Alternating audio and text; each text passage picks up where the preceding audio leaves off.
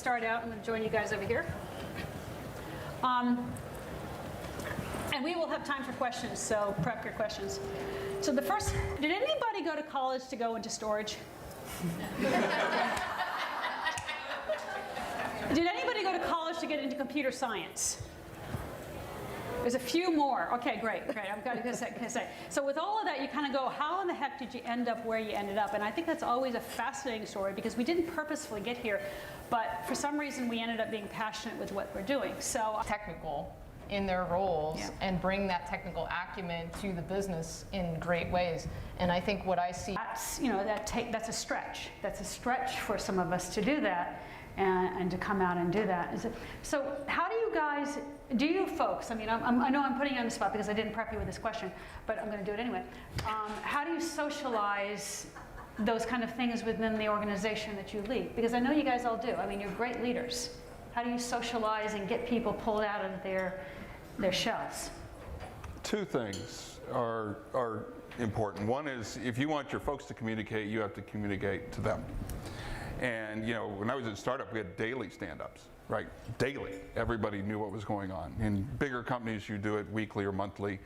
But as a leader, I'm a huge believer in all hands meetings, not just talking to your staff and talking, but you talk to everybody. And you let everybody talk, and you let everybody ask you questions, and you go through all that pain. And some of the studies that have gone on, and when we talk about diversity, is that, and this is particularly like in boards and team work, you have a group if they're all the same, and that can be the same of anything. It could be the same white guys, it can be the same Indian guys, it can be the same females that are there. And then you have one diverse person that's different from the rest of that group. That's not enough for that group, for that diverse person to have a voice. There needs to be two of them. And when you have two of them, they tend to have more voice. They play off of each other, and then the group fundamentally changes at that point. So that, we're talking about how do you bring people up in the organization, but it's if, as a manager, or as a leader, you're recognizing there's only one in the group, then there has to be extra effort happening within that group, and I don't care what kind of diverse person it is, and because Barbara reminded me when I talked to her, there's diversity of nationalities, diversity of gender, there's diversity of socioeconomic, as we're all very, very aware of in this country nowadays. All those things, diversity of education, like me, right? I'm with these engineers. Did I mention that already once before? Okay, I did. Oh, that's okay. So, but those are all things that we have to recognize what we pull into that, and then also knowing that those different voices bring creativity. So, thank you for listening to my bully pulpit. I will turn it back over to you guys. A commentary on that at all.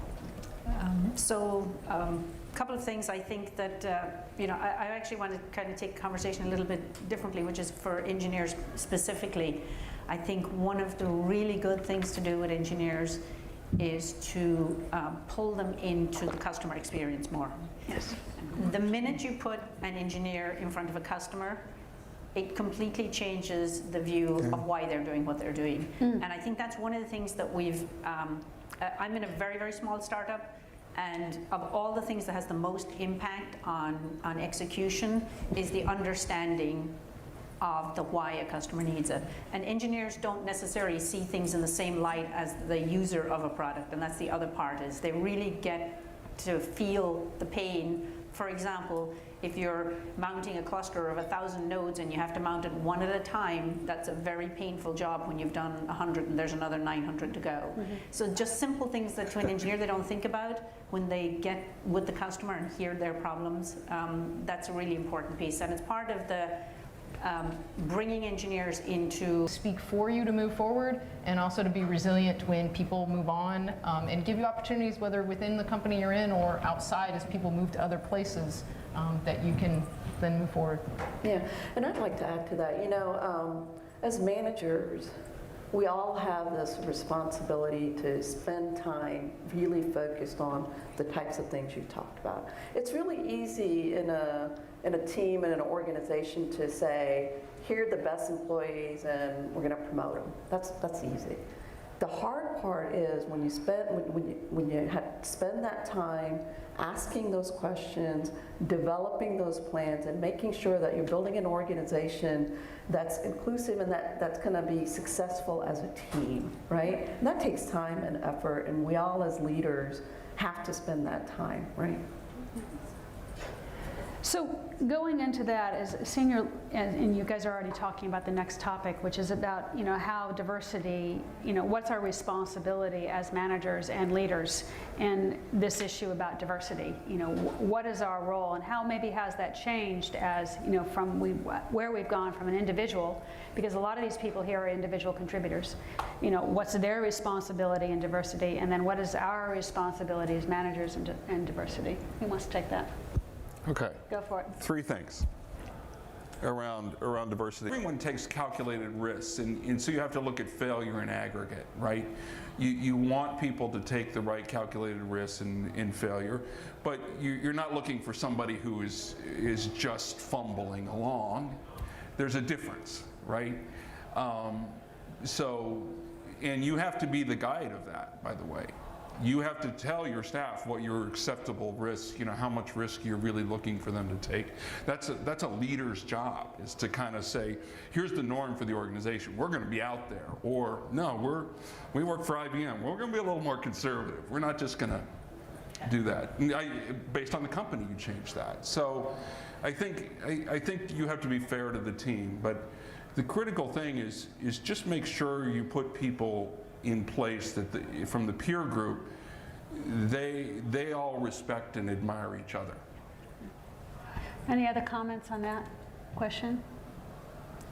I completely agree. I mean, having the respect of your teammates and your colleagues is so critical, right? You never want to put an individual in a situation where they're perceived as they got there just because they're diverse. And so I think it's really important to have the right mindset of it's not just competence and, it's confidence and persistence and keeping everybody else seeing that light at the end of the tunnel. And so how do you find people that have that mindset and are going to keep everybody going and reinforce and be part of a great team? Yeah. I'll echo the team thing. I'm a huge believer as you look at some of the best sports teams you've ever seen, the best managers, what you'll see is it's not about the skill of the players, it's about the skill of the team. And so I think the individual skill sets, I think we'll actually see a decline on the, I don't interview my out of college people for what grades they got and exactly what school. I look for things that say how can they work together on a team. And I will tell you, I will always take a B player that is a great team player over an A player that can't work with people. And I think, we are all so teaming now in companies. I think the individualistic, silo work person, those people are different. Yeah, and it's one of the things that we did with Evaluator Group is that we're an analyst firm, and they all have their areas of specialty, but we have, you talk about your stand-up meetings. Our stand-up meetings are debriefings of all the things you vendors tell us tell us on the briefings. So we as a team, in order to maintain the knowledge base that we have, because we all can't be on all the zillions of briefing calls, we will tear down, brief, what's valuable, what have they said, what is meaningful that they have said to us, and in order to share that knowledge base. And that knowledge sharing, I believe, is critical to our organization knowing what's going on, and across the board. It's one of the things that Randy talks about is that people ask him, "Are you going to retire?" And there's a bit of you, but there's also this bit he'd like to go scuba dive, but he's also saying he can't work part-time because this is moving way too fast. Which is the cool part about it, which is you're causing this problem. All of you guys are causing this problem. I mean, you just make my head spin when I come in these kind of things. So, and everybody else is here is causing this problem. So I want to open it up for a couple more questions that you have for the group. Anything, you guys, I know he's had lots of questions. Nobody else has got, last time we had so many questions pounding us, but that's because, yes, Jim. Okay, so I'm old. I graduated from Georgia Tech in '74, and when I came to school, I'm not positive of this number, but I heard that there were 20 women out of 8,000 students. How was it in college for women? Okay, so the question is, I'm going to repeat it for the mic as well. How was it in college for the women in those colleges where there was only a smaller portion, low-digit numbers of women in the engineering schools? You know, I often found myself being one of, a few girls or women in the class. With Barbara, and I think that at large companies, we're often small companies within the large companies, and so you can affect your neighborhood and your tribe. And I think that one of the critical things that I've found is whatever you're trying to progress, whether it's engineers versus you're trying to progress more technical people in the face of a large business portion or women in a large male portion, a lot of it is getting somebody in the majority to be that advocate. So I have found the way that I can find a male ally and convince them of some challenges, and other males on the staff will listen to the male ally in a way that they will not listen to me. And because they just can't hear it from me or hear that criticism or however I would say it. So I think it's really important to find your allies that can bring everybody else along and speak for the minority. I have one question for the ladies, sorry. And it's specific to what you just said. So do you find, and I had this discussion with a woman engineer last week, and I had this long discussion about it. Do you find that you're not listened to because you're a woman? More often you have to prove yourself, more so than your male counterparts?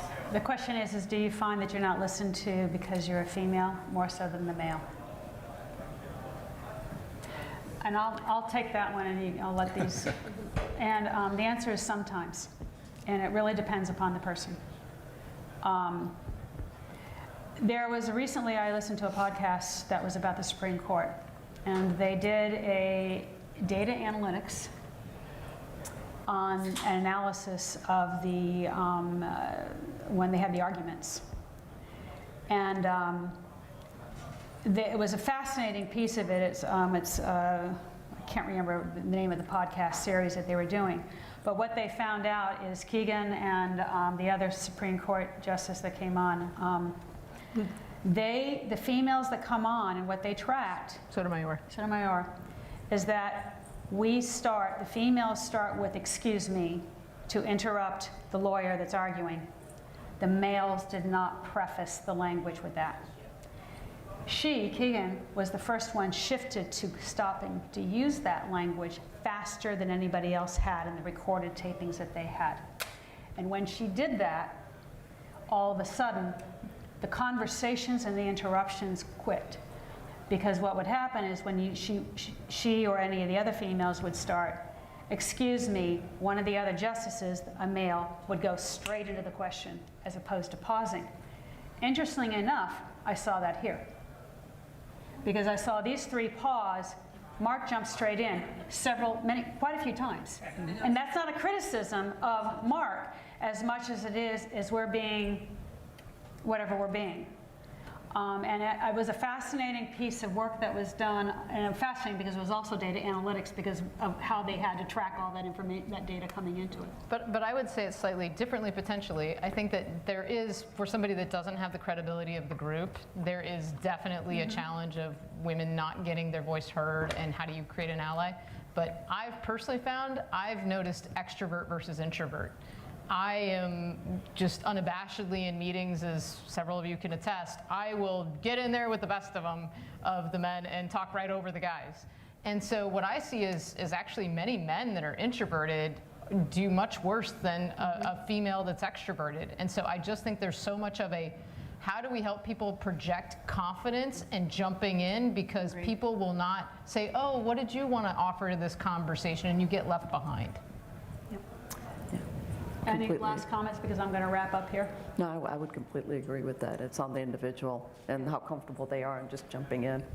I think that's a good trait. I mean, the extrovert point, I just would say that's a good trait to make people aware of. I have the funnest staff meetings I've had is when I have a bunch of folks that feel like we can just have a family conversation, and it's not like, okay, now you get to talk, and who raises their, You got to have a stick that you pass around, huh? Yeah, exactly. No? Talking